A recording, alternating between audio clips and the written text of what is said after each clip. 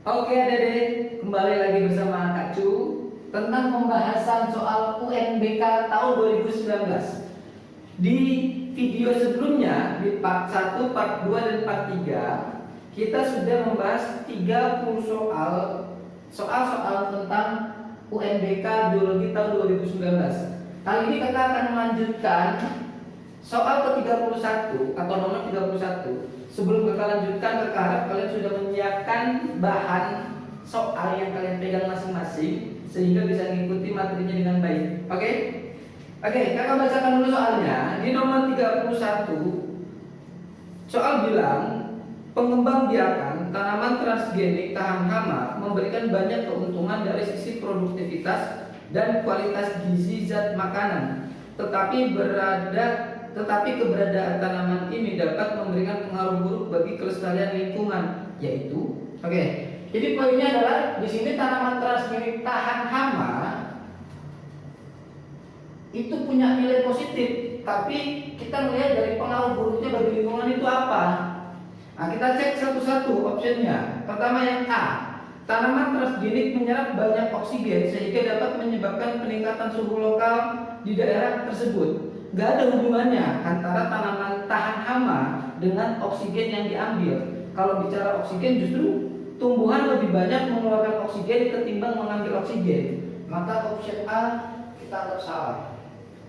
Yang B, terjadi penurunan populasi serangga akibat racun yang dikeluarkan tanaman transgenik yang tahan terhadap serangga, hama, dan penyakit. Sebenarnya bukan racun yang dihasilkan oleh tanamannya, tapi ketidakmampuan si hama untuk melawan tanaman transgenik. Jadi option B kita lihat jadi salah juga. Yang C, ekosistem menjadi labil. Labil itu artinya tidak stabil karena terjadinya penurunan kualitas tanah pertanian karena tanaman transgenik mengakibatkan kematian serangga. Ya, jadi serangga itu sebagai hama. Kalau kita bicara serangga sebagai hama, saat jumlah serangga yang mati berlimpah, di situ juga nanti berkaitan dengan kualitas tanah yang pasti juga akan mengalami penurunan. Maka opsi yang paling tepat di nomor 31 itu adalah yang C. Nah, selanjutnya di soal nomor 32, di situ bicara tentang transport pasif pada tumbuhan. Nah, transport pasif yang terjadi pada tumbuhan itu bicara tentang yang namanya osmosis. Osmosis itu perpindahan zat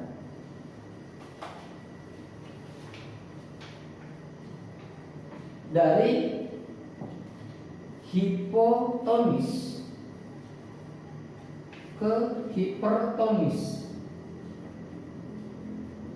Kalau kita asumsikan hipotonis itu zat yang bersifat encer, hipertonis itu zat yang bersifat pekat atau lebih pekat dibandingkan satunya. Nah, dilihat dari gambar yang A itu terjadi proses pelekukan atau pengurutan. Maka proses A, kejadian A itu dinamakan sebagai plasmolisis. Kejadian yang B itu adalah kondisi saat sebelum diberi pelakuan. Ini berarti kondisi awal atau normal. Kondisi yang B, vakuola atau membran-membrannya terdorong ke dinding-dinding sehingga prosesnya disebut sebagai turgid atau turgor.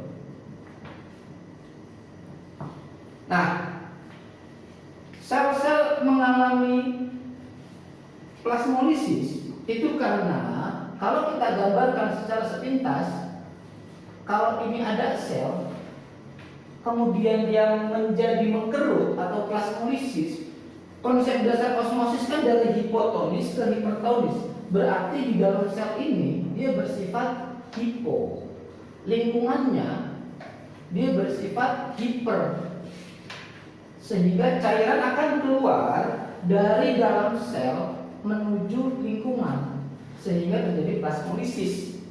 Sedangkan kejadian pada gambar yang ketiga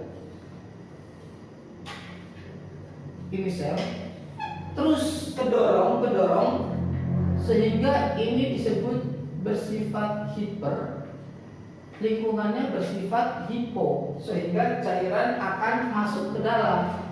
Kenapa masuk? Konsep osmosis yang kita pakai. Osmosis itu perpindahan zat dari yang encer hipotonis ke zat yang bersifat hipertonis atau pekat. Nah, sekarang kita cek pilihannya. Yang A mengalami plasmolisis. Pernyataannya tepat. Karena berada di dalam larutan hipertonis, lingkungannya hipertonis. Dalam larutan hipertonis sehingga cairan sel berosmosis ke luar sel. Ya, jawaban yang paling tepat adalah A. Pas. Kenapa B salah? Yang B, A mengalami krenasi. Sel tumbuhan tidak mungkin mengalami krenasi. Krenasi itu mengkerut. Kita nggak pernah lihat pohon saat musim kering dia jadi kecil pohonnya, gitu. Maka tidak akan mengalami krenasi. Krenasi ini hanya terjadi pada sel hewan. Sedangkan konteks di soal ini adalah sel tumbuhan. Yang C mengalami turgid karena berada di larutan hipertonis. Turgidnya benar, tapi larutannya bukan hipertonis tapi hipotonis. C mengalami plasmolisis, salah karena larutan C dia turgid. A mengalami turgid, salah. Maka jawabannya A. Itu untuk nomor 32. Nomor 33 kita harus benar-benar baca dan teliti. Di situ dia bilang Down syndrome merupakan kelainan genetik hasil proses gagal berpisah dari meiosis. Gambaran kromosom laki-laki Down syndrome. Ini yang harus kita baca dengan teliti. Kromosom laki-laki Down syndrome. Kalau kita Down syndrome mungkin tahu, tapi hati-hati karena ada kalimat laki-laki di situ. Berdasarkan gambar yang A dilihat dengan teliti, di situ pada kromosom ke-23, kromosom seks dia bentuknya XY. Itu menandakan dia mengalami sindrom namanya Klinefelter. Jadi laki-laki agak ke perempuan-perempuan. Itu Klinefelter XXY. Yang B, kalau kita amati itu ada penambahan satu kromosom pada nomor 18. Penambahan kromosom nomor 18. Jadi trisomi. Nah, kelainan ini disebut sebagai Edward syndrome atau sindrom Edward. Yang C di situ kelihatannya normal, tapi pas kita teliti dengan baik itu ada penambahan pada nomor 21. Nah, tapi kita cek di situ dia XX. Kalau XX menandakan wanita, ini berarti wanita Down syndrome. Sedangkan yang B itu ada juga penambahan di nomor 21 dengan simbol XY. Tahu dari mana? Kromosom terakhir itu menandakan jenis kelaminnya. Maka karena XY berarti dia laki-laki Down syndrome. Sedangkan yang E di situ ada kehilangan satu kromosom, dia jadi X0. Nah, kekurangan satu kromosom atau nama lainnya di sini monosomi, ini disebut sebagai sindrom fatal. Jadi adik-adik, untuk soal nomor 33 kalian harus benar-benar memperhatikan gambar serta jenis kelaminnya, karena permintaan di soal itu adalah kromosom laki-laki Down syndrome, sehingga jawaban yang paling tepat adalah yang D. Oke, adik-adik, sudah catatnya dipahami. Kita lanjut ke soal nomor 34. Soal 34 itu tentang teori evolusi Darwin. Jadi sebenarnya pemahamannya adalah apa sih teori evolusi Darwin? Yaitu yang memuat tentang adaptasi dan seleksi alam. Dua poin ini adalah kekhasan dari si Darwin. Kalau bicara adaptasi berarti kan menyesuaikan diri terhadap lingkungan. Sedangkan kalau seleksi alam, siapa-siapa yang dapat beradaptasi dengan lingkungan, maka dia akan terus bertahan. Sedangkan siapa-siapa yang tidak dapat beradaptasi dengan lingkungan, maka alam yang akan menyeleksinya, kira-kira begitu. Nah, kemudian dari pilihannya, pertama kita bahas satu-satu. Populasi kupu-kupu Biston betularia sayap gelap lebih banyak dibandingkan kupu-kupu Biston betularia sayap cerah setelah revolusi industri. Yang B, populasi jerapah leher panjang lebih banyak setelah populasi pohon berbatang pendek, sebagian penyedia makanan berkurang. Yang C, usus buntu pada manusia mengalami penyusutan dan mengecil karena manusia menjadi pemakan segala. D, populasi ular semakin menurun ketika berada di lingkungan yang terdapat banyak predator. Yang E, populasi tikus berekor pendek menurun seiring menurunnya jumlah makanan yang tersedia di lingkungan. Nah, dari 5 pilihan atau 5 pernyataan bahwa yang bersangkutan dengan teori evolusi Darwin itu adalah tentang Biston betularia atau kupu-kupu. Jadi pada masa revolusi industri atau sebelum revolusi industri, lingkungan di Inggris di sana terutama itu masih cerah, sehingga kupu-kupu yang berwarna cerah dibandingkan dengan kupu-kupu yang berwarna gelap lebih banyak diburu yang berwarna gelap karena tempatnya cerah. Kenapa? Lebih gampang dicari, lebih gampang dimangsa oleh predator. Makanya jumlah kupu-kupu yang berwarna gelap jauh lebih sedikit ketimbang yang berwarna cerah saat atau sebelum revolusi industri. Nah, setelah revolusi industri, kupu-kupu yang berwarna gelap jumlahnya jauh lebih banyak ketimbang kupu-kupu yang berwarna cerah. Nah, itulah teori dari adaptasi seleksi alam yang dikemukakan oleh Darwin. Maka dari pernyataan itu, option A itu adalah jawaban yang paling sesuai. Kenapa yang lain tidak? Pada populasi jerapah leher panjang itu tidak berhubungan dengan makanannya, tapi justru membedakan antara jerapah berleher panjang dengan jerapah berleher pendek. Yang C, kalau bicara usus buntu itu bukan bentuk adaptasi seleksi alam, tapi namanya vestigial. Vestigial itu bagian tubuh yang masih tersisa. Yang D, populasi ular semakin menurun, itu bicara tentang ekosistem, proses makan dan dimakan. Begitu juga yang E, itu proses makan dan dimakan. Sehingga jawaban nomor 34 itu A. Selanjutnya, pada soal nomor 35 ini tentang genetika, di mana dia bilang orang yang tuli biasanya juga bisu. Hal ini dikendalikan oleh sifat bisu tuli karena ada gen D dan E muncul secara bersama. Poin pentingnya adalah bisu tuli itu dikendalikan oleh gen D besar dan E besar secara bersama. Kalau keduanya muncul, maka dia jadi bisu tuli.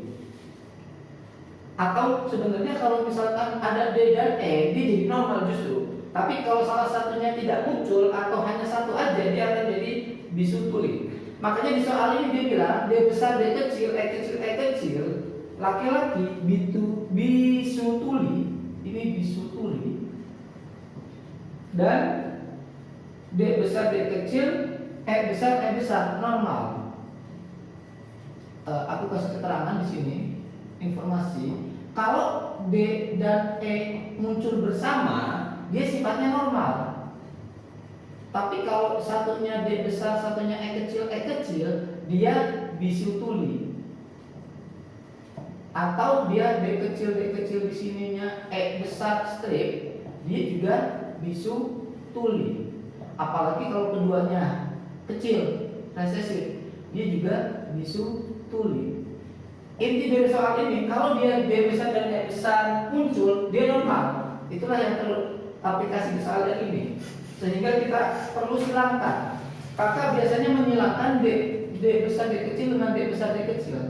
Kalau D besar D kecil disilakan dengan D besar D kecil, menghasilkan D besar D besar D besar D kecil, D besar D kecil, D kecil D kecil. Sehingga bisa kita simpulkan 3 D besar strip D kecil D kecil. Kenapa strip? Strip ini bisa diisi oleh D besar, bisa diisi oleh D kecil D kecil. Sorry, ini D ya. Nah, sedangkan yang E kecil disilakan dengan E besar. Karena sama, maka hasil keturunannya gametnya cuma E besar E kecil. Sehingga kalau kita gabungkan dengan ini, E besar E kecil, ini juga E besar E kecil, maka hasilnya adalah 3 D besar strip E besar E kecil, 1 D kecil D kecil E besar E kecil. Karena ada D besar dan E besar, maka dia normal. Di sini 3 normal.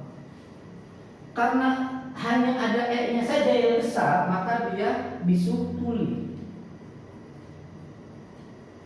Nah, sekarang pertanyaannya, berapakah persentase fenotip kemungkinan anak mereka yang bisu tuli? Ada 1 dari totalnya 4 kemungkinan. Maka 1/4 kali 100%, maka hasilnya adalah 25%. Maka jawabannya yang B, 25%. Oke. Soal selanjutnya di nomor 36 sama masih satu konsep tentang genetika. Di sini ulen dominan terhadap perak. Kemudian beras yang tahan hama dominan terhadap yang tidak tahan hama. Ulen disimbolkan dengan P besar, perak disimbolkan dengan P kecil, tahan hama disimbolkan dengan H besar, dan tidak tahan hama disimbolkan dengan H kecil.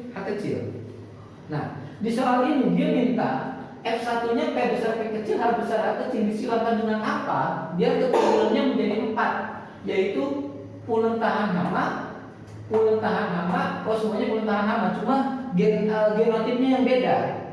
Nah, dilihat dari sini kita bisa lihat bahwa P besar P kecil, H besar H kecil dia punya 4 gamet. Namanya persilangan berarti kan dikali. Berarti 4 kali berapa ini kira-kira? Biar punya 4 keturunan. Ya, dikali 1. Maka kita coba solusikan. Kira-kira induknya itu pasti dia bergamet 1.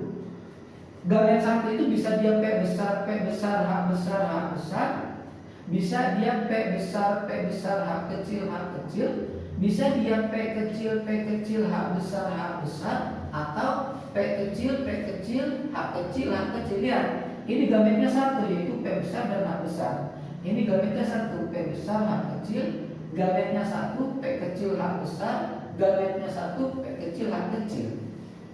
Kita cek satu-satu. Yang A, P kecil H kecil, gametnya 1, mungkin. Yang B, P kecil H besar, gametnya 1. Ya. Yang C kita sudah eliminasi jawabannya. Maka yang C, A, B, C, D, E. Kalau kakak bilang yang C itu sudah tidak mungkin. Kenapa? Dia P besar P kecil, H besar H kecil, pasti gametnya dia 4 kayak di induk yang awal. Yang D, P besar P kecil, H besar, gametnya dia 2. Yang E, gametnya 1. Maka yang paling mungkin antara A, B, dan C. Nah, kita cek. Yang A itu dia P kecil, H kecil. Yang B, P kecil, H besar. Yang C, P besar, H besar. Nah, kita coba aja dulu.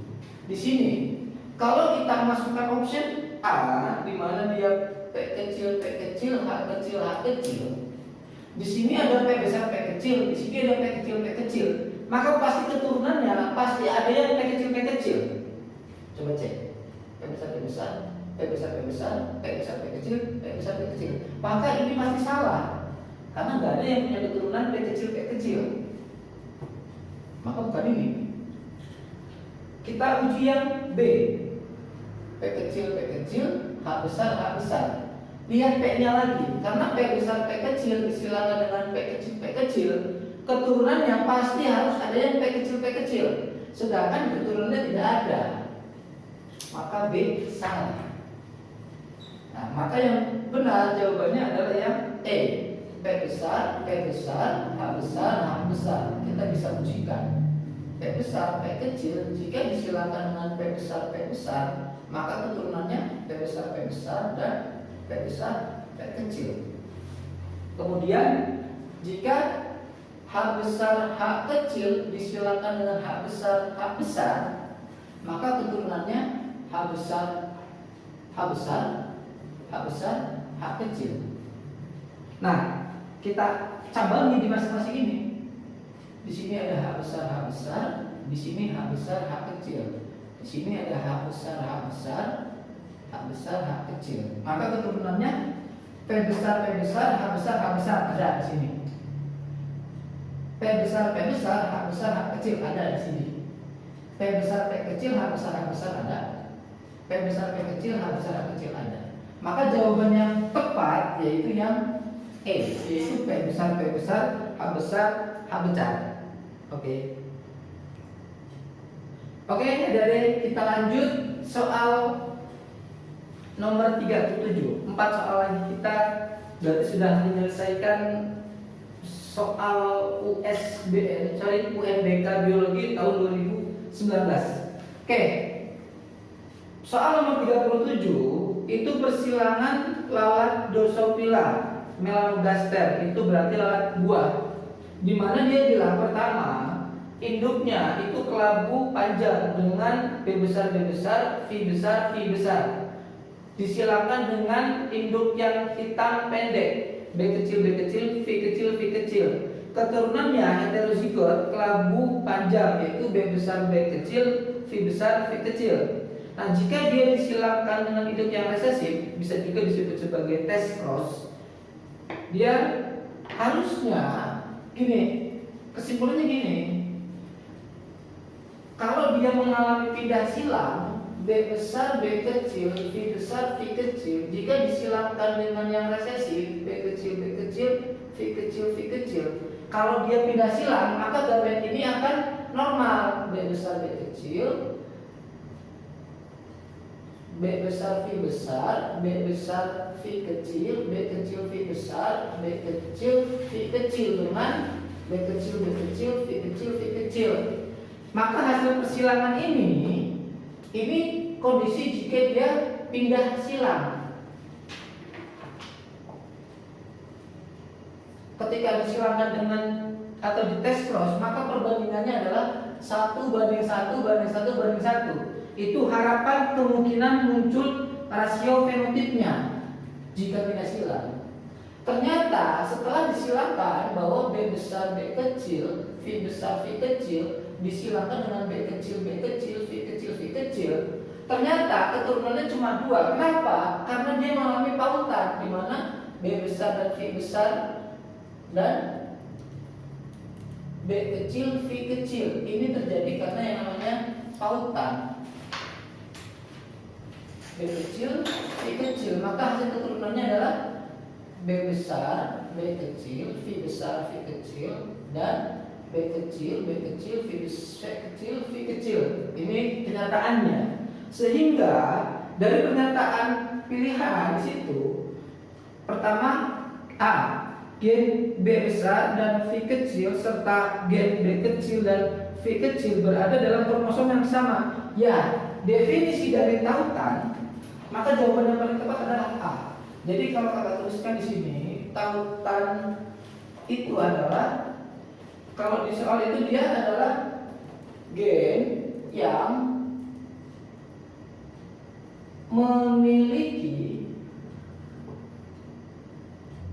letak pada kromosom yang sama dan saling berdekatan. Jadi tautan itu terjadi karena gennya dia terlalu dekat dan pada kromosom yang sama. Karena terlalu dekat dan pada kromosom yang sama, dia tidak bisa mengalami pindah silang. Karena tidak bisa mengalami pindah silang, maka gamet yang terbentuk hanya dua, yaitu B besar V besar dan B kecil V kecil. Maka jawaban yang paling tepat adalah yang A. Gitu ya. Selanjutnya nomor 38. Di situ gen buta warna. Kalau dilihat sepintas kita sudah tahu bahwa gen buta warna itu adalah gen yang terpaut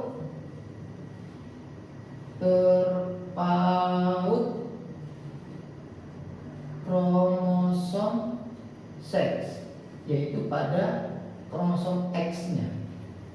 Nah, kemudian di soalnya bilang kasus pewarisan sama dengan pola pewarisan gen di atas adalah A. Albino. Kalau kita bicara albino, itu dia terpaut kromosom tubuh atau autosom, di mana dia bersifat resesif. B. Thalassemia dari gen dominan ayah dan ibu, itu juga terpaut kromosom tubuh. C. Bisu tuli, itu interaksi gen. Yang D. Hipertrikosis, itu muncul rambut di bagian daun telinga, itu terpaut kromosom seks, tapi pada kromosom Y. Sedangkan di sini kan dia kromosom X, sehingga yang sama dengan yang di atas itu adalah hemofili.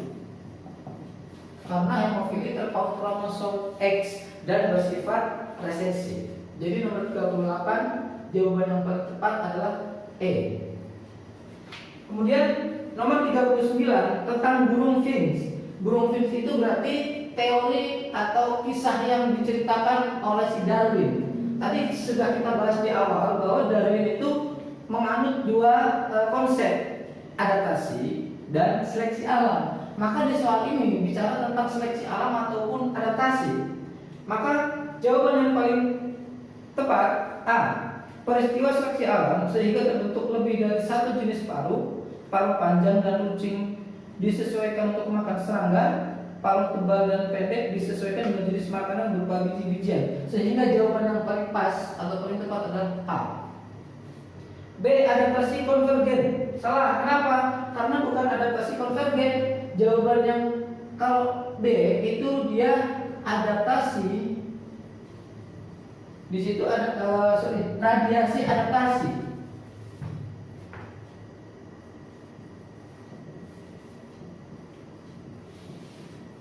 Jadi bukan adaptasi konvergen. Yang C seleksi buatan. Itu juga salah. Harusnya juga dia termasuk radiasi adaptasi.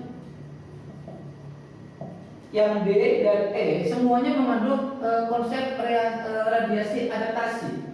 Nah, apalagi untuk yang E, dia bilang adaptasi terhadap jenis makanan yang sama, paru panjang disesuaikan dengan berupa biji-bijian. Pernyataannya kurang tepat karena biasanya kalau dia parunya panjang, kalau nggak makan serangga, dia ngambil nektar atau madu. Kemudian dia bilang paru tebal dan pendek disesuaikan dengan jenis makanan berupa madu. Justru kalau pendek dan tebal biasanya pemakan biji-bijian. Nah, apa sih sebenarnya radiasi adaptasi? Jadi kalau kita bicara radiasi adaptasi itu adalah proses perubahan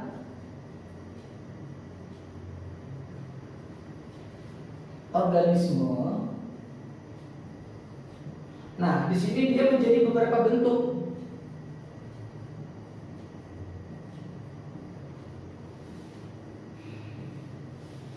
Nah, dalam konteks ini itu bicara tentang paru burung finch. Nah, karena adanya perubahan lingkungan.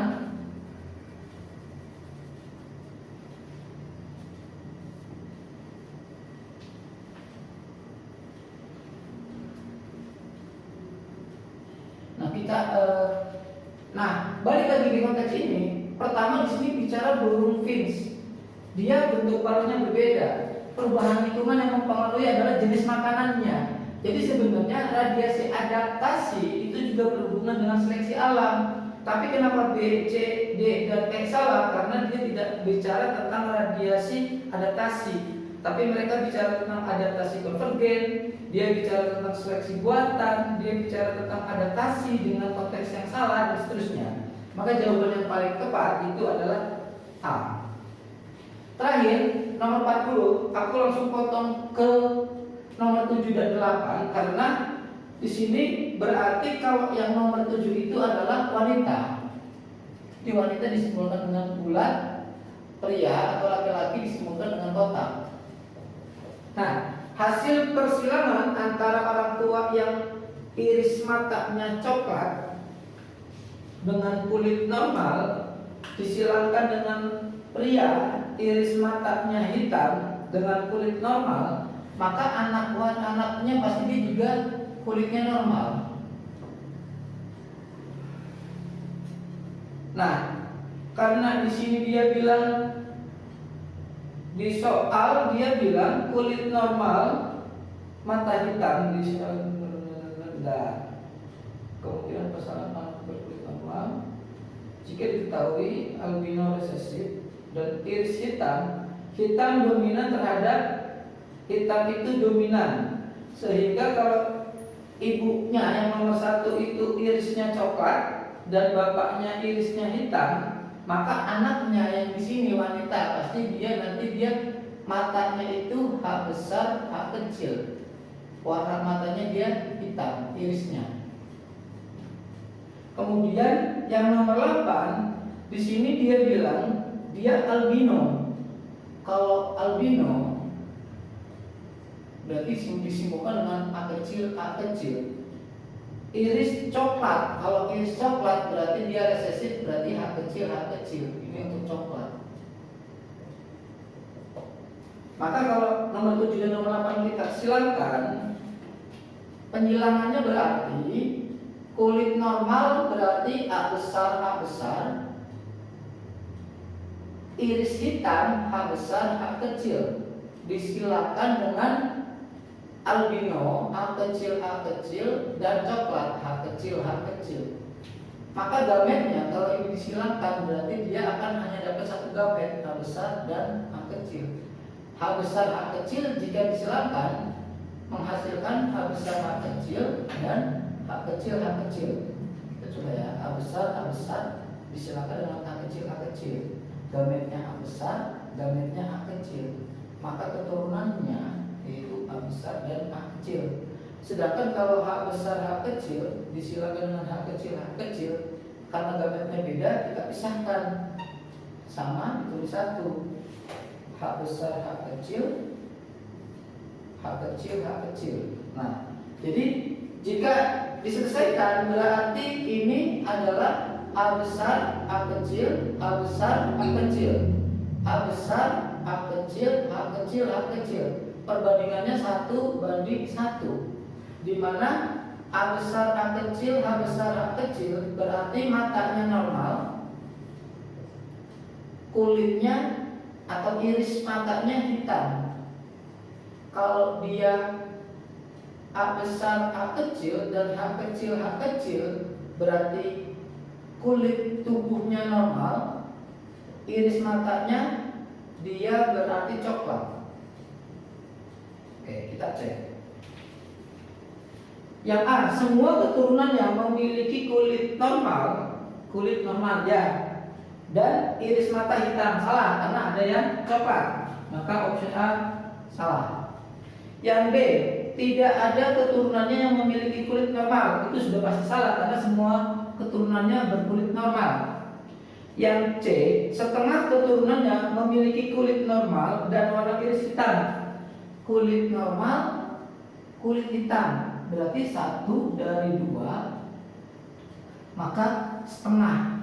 Maka jawaban yang paling tepat adalah C, 1/2.